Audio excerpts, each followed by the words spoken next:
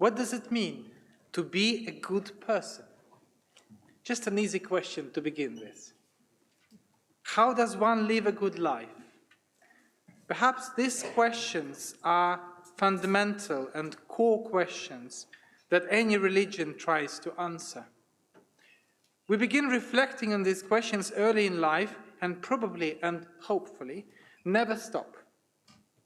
All milestones, such as the new year, become moments when we ask ourselves these questions again. It is natural, therefore, that the rabbis in Talmud see Rosh Hashanah from two different angles. On the one hand, it is a celebration of the creation of humanity and the world.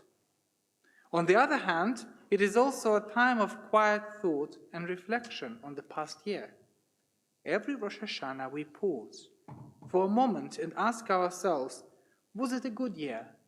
Was I good in the past year?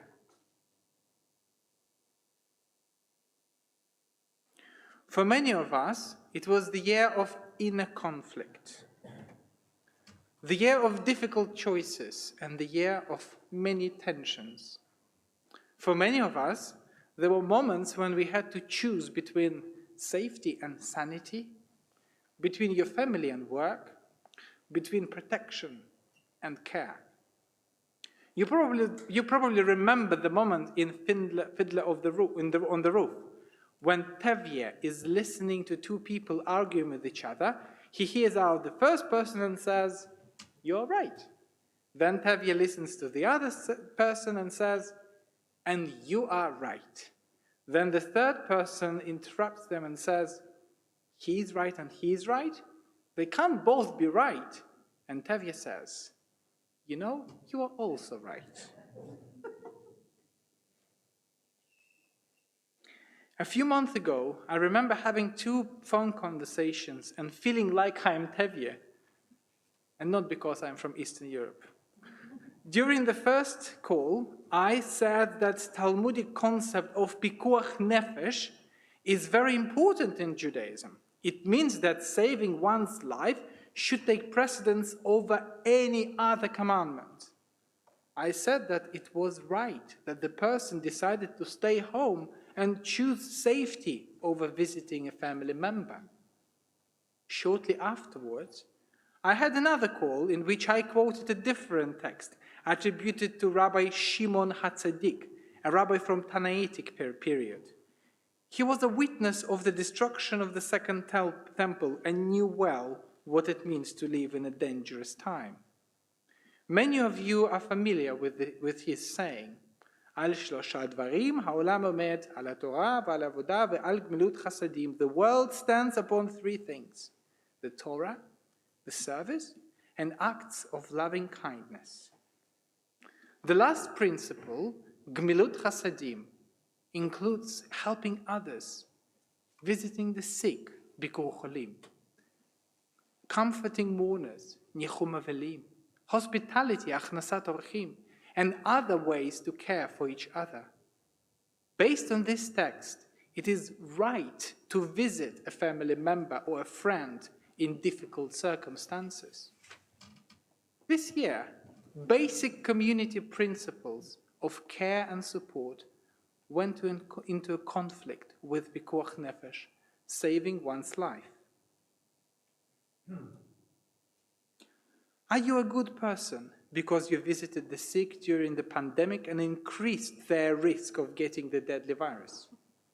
Are you a good person when you insisted that your elderly parents or grandparents be isolated, bored, and lonely for many months? There is no answer to such questions. Perhaps asking the questions of whether you are a good person is not helpful. Because of such questions, this year the world acquired many tensions. They went beyond past personal relationships with our families and close friends. There are many examples of such divisions: transgender inclusivity versus feminist ideology, science versus politics, left versus right, and there are many more. It seems that we live in the world that divides us, urges us to take sides and spend our time arguing about who is right and who is wrong. We live in a society that creates enemies and tries to convince you to hate and cancel the other side. We live in the Jewish community that urges us to take stands on Israel, whether to support it or not. Such tensions are not new. Divided societies have existed before, and people wrote about their experience of living in a time of social and political crisis. One such moment is recorded in rabbinic literature. Two famous rabbis, Shammai and Hillel, represented two competitive schools of thought. One was liberal, the other conservative.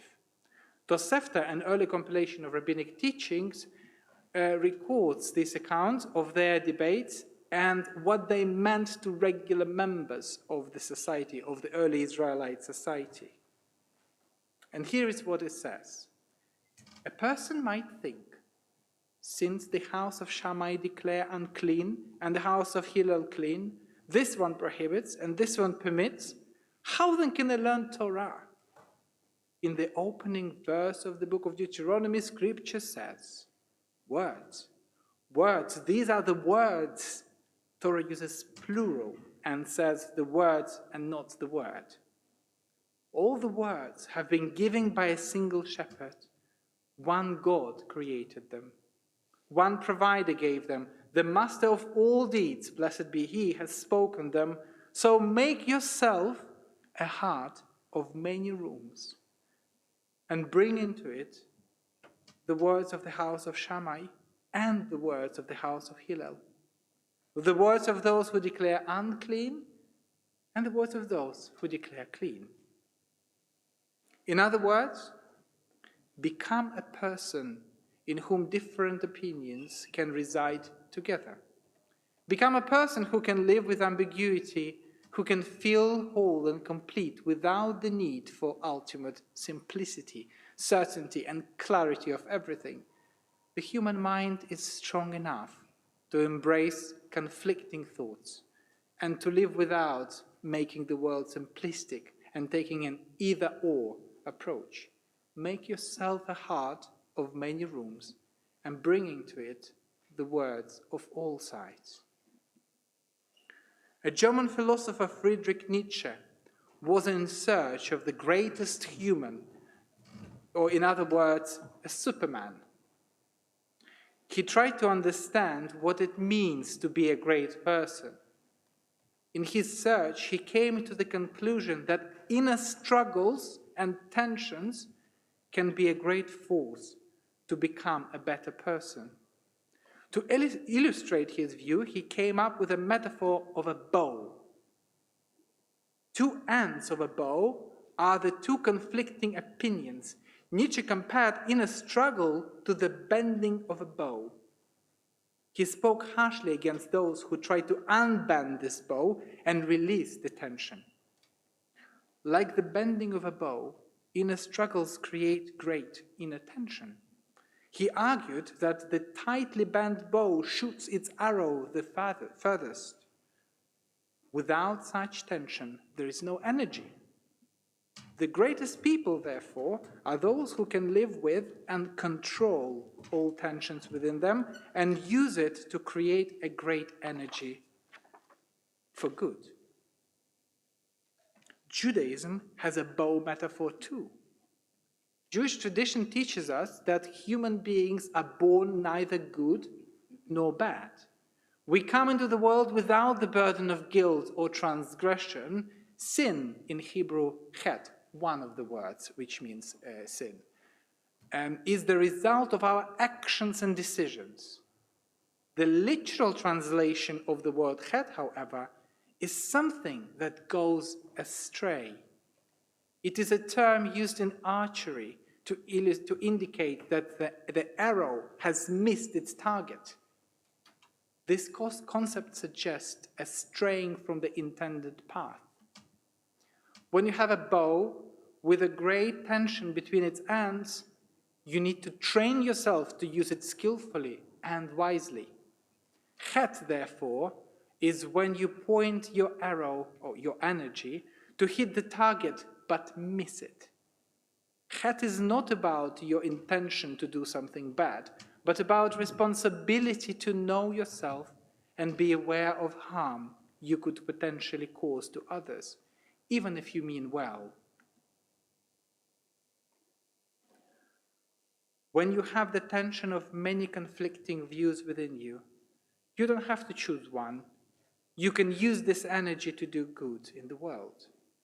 An Israeli poet, Yehuda Amichai, took this metaphor even further. When you have a bow in your hand, you don't have to use it for fighting. You can use it to make music, as a bow for violin. Amichai wrote, "Don't stop after beating the swords into plowshares. Don't stop. Go on beating and make musical instruments out of them. Whoever wants to make war again will have to turn them into plowshares first." The world is wide and diverse enough for both transgender and feminist people, for both critique and support of the State of Israel, for both care and safety, politics and science.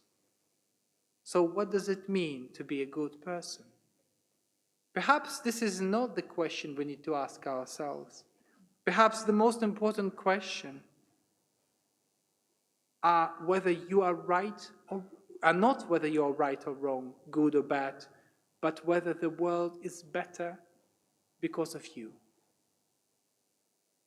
May this Rosh Hashanah be a day of quiet thought and reflection. May this day help us to create a heart of many rooms and turn all our tensions into beautiful music and make the world a little better. Yen Yehi Ratzon, may this be God's will. Shana Tovah.